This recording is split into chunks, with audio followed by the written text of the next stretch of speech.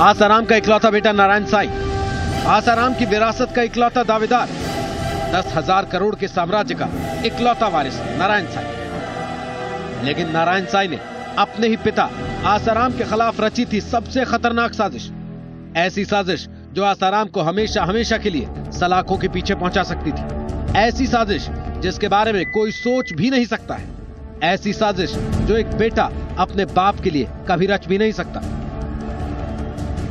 लेकिन नारायण साई ने रची थी ऐसी ही खतरनाक साजिश, अपने ही पिता आसाराम को फंसाने की साजिश। और इस साजिश का खुलासा किया नारायण साई की ही एक पूर्व साधक। क्या थी नारायण साई की यह साजिश? नारायण साई आसाराम को कैसे फंसाने वाला था, बताएंगे आपको। आप रहिए जी न्यूज के साथ। सुनकर यकीन कर पाना थोड़ा मुश्किल जरूर है, लेकिन नारायण साई अपने ही पिता आसाराम का स्टिंग ऑपरेशन करवाना चाहता था। इसकी पूरी तैयारी भी वो कर चुका था। ये चौंकाने वाला खुलासा किसी और ने नहीं, नारायण साई की पूर्व भक्त और उस पर रेप का आरोप लगाने वाली सूरत की महिला ने ही किया है। हालांकि महिला ने जो आरोप लगाए हैं उसकी अभी तक पुष्टि हम नहीं कर पाए और जी मीडिया करता भी नहीं है। लेकिन देखिए क्या आरोप इस महिला के। कैमरा लेके बापू के रूम में भेज देना चाहिए और उनका स्टिंग करना चाहिए। कैमरा लेके बापू के रूम में भेज देना चाहिए और उनका स्टिंग करना चाहिए। ताल से ताल मिलाते बाप बेटे की इस जोड़ी को जरा गौर से देखिए। आसाराम और नारायण साई को देखकर किसी के लिए भी ये अंदाजा लगा पाना मुश्किल है कि ये दोनों बाप बेटे हैं। एक दूसरे के राजदार हैं, एक दूसरे की हर काली करतूत में बराबर के भागीदार। बाप नंबरी है तो बेटा उससे भी बड़ा 10 नंबरी। लेकिन इस 10 नंबरी बेटे ने बाप के खिलाफ ही रची थी सबसे बड़ी साजिश। नारायण की साजिश का खुलासा खुद नारायण पर रेप का आरोप लगाने वाली सूरत की महिला ने किया है। महिला का दावा है कि नारायण ने आसाराम का स्टिंग ऑपरेशन कराने की पूरी तैयारी कर ली थी। ये उनके किसी खास साधक ने मुझे बताया था कि नारायण ने एक बार उसको बोला था कि किसी लड़की को कैमरा लेके बापू के रूम में भेज देना चाहिए और उनका स्टिंग करना चाहिए। महिला के मुताबिक नारायण अक्सर इस साजिश की चर्चा अपने करीबी सेवादारों से करता था, लेकिन साजिश को अंजाम तक नहीं पहुंचा पाया।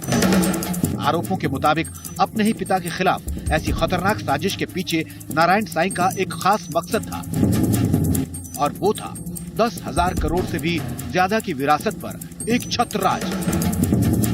उसके पीछे उसका ये मतलब था कि वो कहीं ना कहीं उसके बाप को भी ब्लैकमेल करना चाहता था और जल्द से जल्द उनकी जो भी संपत्ति वो हड़पना चाहता था।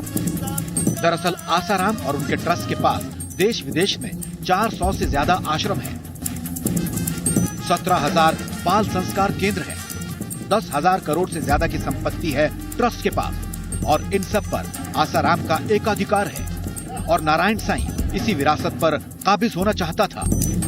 नारायण साई की सनसनीखेज साजिश का खुलासा करने वाली इसी महिला ने नारायण पर 6 अक्टूबर को रेप का आरोप लगाया था। 56 दिन गुजर चुके हैं, लेकिन नारायण साई न तो पुलिस के सामने आया है न ही पकड़ा जा सका है। महिला का दावा है कि नारायण को उसके भक्त ही बचा रहे हैं। देखिए, उसका नेटवर्क बहुत बड़ा है नारायण का, तो कहीं ना कहीं उसको कोई ना कोई उनका साधक पनाह दे रहा है, इसलिए वो पुलिस के हाथ अभी नहीं आ रहा है। लेकिन थोड़े दिन के बाद उसकी संपत्ति भी ले लेगी पुलिस, तो देखते कब तक भागेगा। रेप के आरोपों में घिरे आसाराम तो पहले ही जेल में है। सूरत पुलिस ने नारायण साई को भगोड़ा घोषित कर इनाम का ऐलान कर रखा है, लेकिन अभी तक नारायण साई का कोई सुराग हाथ नहीं लगा है। तो नारायण साई जो कि 2 महीने से भाग रहा है, पीड़िता का यह कहना है कि उसको काफी लोग पनाह दे रहे हैं और उसने जो खुलासा किया है कि नारायण साई खुद अपने बाप आशाराम बापू का स्टिंग कराने की बात कर रहा था। किसी से उसने बात की थी कि आशाराम बापू का भी स्टिंग किया जाए। भगीरथ पटेल, जी मीडिया, सूरत। तो कहते हैं बेटा माता पिता के बुढ़ापे की लाठी होता है और जिस तरीके से नारायण साई ने आसाराम पर आरोप लगने के बाद उनका बचाव किया था, मोर्चा संभाला था, उसे देखकर लगा था कि जो तमाम आरोप हैं वो झूठे हैं और जो आरोप अब नारायण साई पर लग रहे हैं उन पर भी यकीन करना बेहद मुश्किल हो गया है। लेकिन आप देखिए कैसे इंदौर में गिरफ्तारी से पहले और गिरफ्तारी के बाद नारायण साई ने आसाराम यानी अपने पिता के पक्ष में दलीलें रखी थी। इल्जाम लगाने वालों ने इल्जाम लगाए लाख, मगर तेरी सौगात समझ के हम सिर पे उठाए जाते हैं।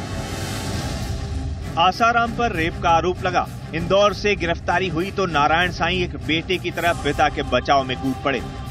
मीडिया के सामने, पुलिस के सामने, हर जगह बापू को बेकसूर बताने से नहीं चूकते थे नारायण साईं। सुनिए, आसाराम की गिरफ्तारी से कुछ घंटे पहले ही नारायण साईं ने कैसे मीडिया के सामने आकर अपने पिता को बेकसूर बताया था। ये जो आरोप हैं, ये आरोप का मैटर अभी न्यायालय में विचाराधीन है। कोर्ट जजमेंट करेगा, न्यायालय पर अपने को पूरा भरोसा है और हम विश्वास रखते हैं और आशा करते हैं कि इस आरोप में निर्विवाद बापूजी बाहर आए और लाखों करोड़ों लोगों की संपत्ति है बापू केवल अकेले मेरे नहीं है, ये मेरे सहित हजारों लाखों लोगों की संपत्ति है। इतना ही नहीं, आसाराम पर लगे आरोपों को सियासी साजिश तक करार दिया था। गिरफ्तारी के लिए इंदौर आश्रम पहुंची पुलिस से भिड़ भी गए थे नारायण साईं। पुलिस वालों को घंटों इंतजार तक करना पड़ा था। आसाराम को जेल जाने से बचाने के लिए नारायण ने हर वो उपाय किए जो एक बेटा अपने पिता के लिए कर सकता है। हाईकोर्ट का दरवाजा खटखटाया, वकीलों की लंबी चौड़ी फौज खड़ी कर दी। हालांकि नारायण की कोई कोशिश काम नहीं आई, लेकिन अब नारायण पर लगे आरोपों ने आसाराम को लेकर नारायण की मंशा पर ही सवाल खड़े कर दिए हैं। क्या वाकई नारायण साईं ने आसाराम के स्टिंग ऑपरेशन की साजिश रची थी? क्या नारायण साईं वाकई आसाराम की विरासत पर कब्जा करना चाहता है? क्या नारायण साईं 10,000 करोड़ की संपत्ति हथियाना चाहता है? नारायण साईं पर महिला के आरोप कितने सही हैं, ये जांच के बाद ही पता चल पाएगा। फिलहाल पुलिस के सामने 56 दिन से फरार नारायण की तलाश सबसे बड़ी चुनौती है। ब्यूरो रिपोर्ट, जी मीडिया।